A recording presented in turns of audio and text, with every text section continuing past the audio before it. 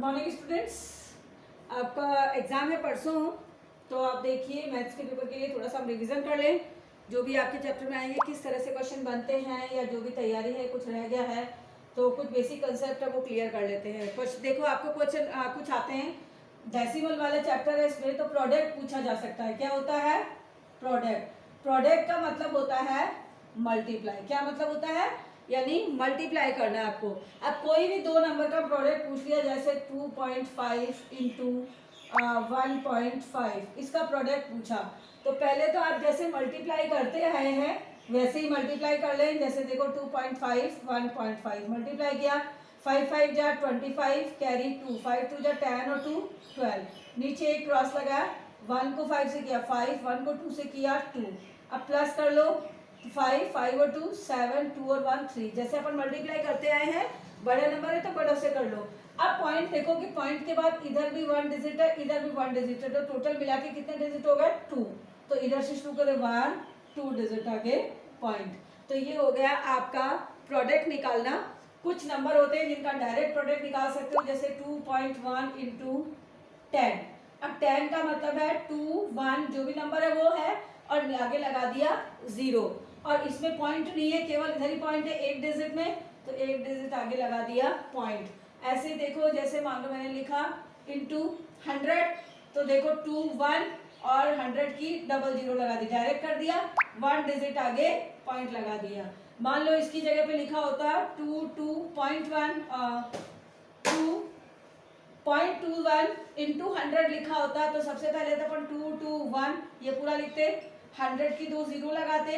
अब point decimal के बाद में इधर देखो कितने पॉइंट है, 1 2 दो डिजिट है, तो 1 2 2 डिजिट आगे पॉइंट लग गया। तो ये आंसर। अब पॉइंट के बाद में अगर जीरो ओनली जीरो बच रहा है तो आप पॉइंट हटा के डायरेक्ट यू भी लिख सकते हो, आंसर में आपको यू भी फाइंड आउट मिल सकता है। नेक्स्ट है डिवाइड करना पॉइंट वाले। एक तो होता है जैसे कि मान लो आपको दे दिया 7.2, इसको डिवाइड करो 4 से, तो जैसे आप 4 से डिवाइड करते हो 7.2, 4 1 जा 4, कितना बच रहा है 3। अब ये पॉइंट जो है ये इधर ट्रांसफर हो गया और 2 बचा, 4 8 जा 32। तो ये हो गया आपको इस तरह से डिवाइड करना। कुछ डायरेक्ट डिवाइड भी हो सकते हैं, जैसे 7.2 डिवाइड बाई 10। डन। तो आपको क्या करना है, 0.10 है ना, तो 1 डिजिट आगे इस साइड में पॉइंट खिसका दो। मल्टीप्लाई में तो अपन जीरो लगा के और डेसिमल के उधर खिसका देते थे पॉइंट, यहाँ पे आप जीरो लगा के, अब ये देखो एक डिजिट आगे पॉइंट खिसक गया, यानी 7 2 से पहले पॉइंट आ गया, और अब आगे कोई नंबर नहीं इसलिए हमने लगा दिया 0। अगर मैंने यूं लिखा होता 7.2 डिवाइड बाई 10, तो क्या हो जाता है, पॉइंट इधर आता, यानी 1.72। ठीक है।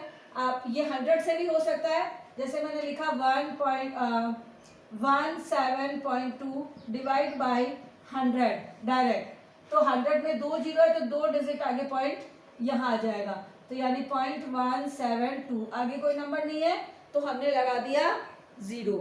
तो ये आपको हो गए थोड़े से पॉइंट वाले मल्टीप्लिकेशन और डिवाइड, जिसमें जो ये आंसर जो आता है ये क्वेटेंट कहलाता है। क्या कहलाता है? क्वेटेंट।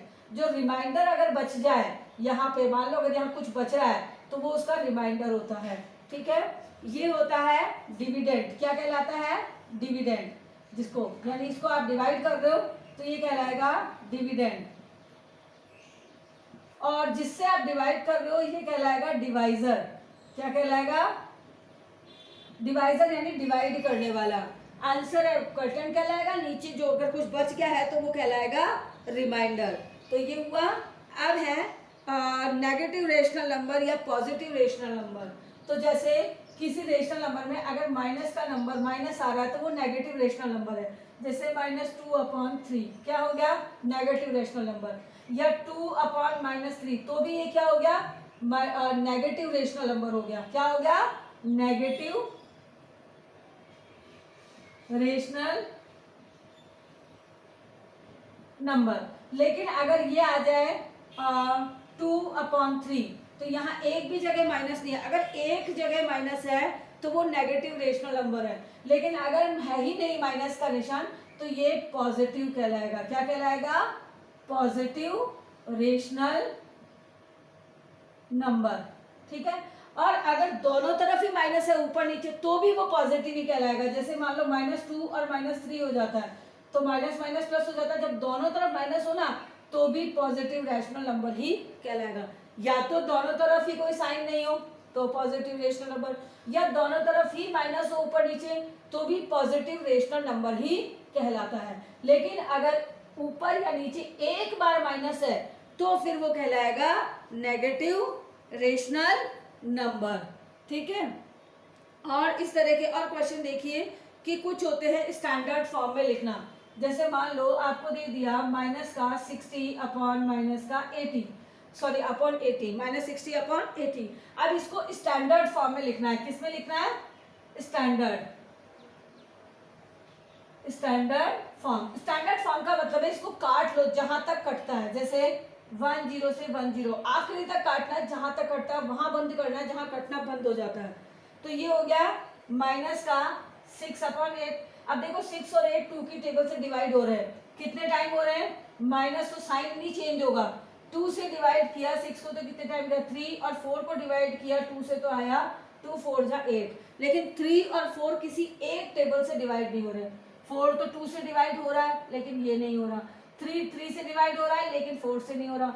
4 से 4 डिवाइड हो रहा है लेकिन 3 नहीं हो रहा। यानी ये माइनस का 3 अपॉन 4 इसका स्टैंडर्ड फॉर्म आ गया। अगला होता है rational number which is the fractional number.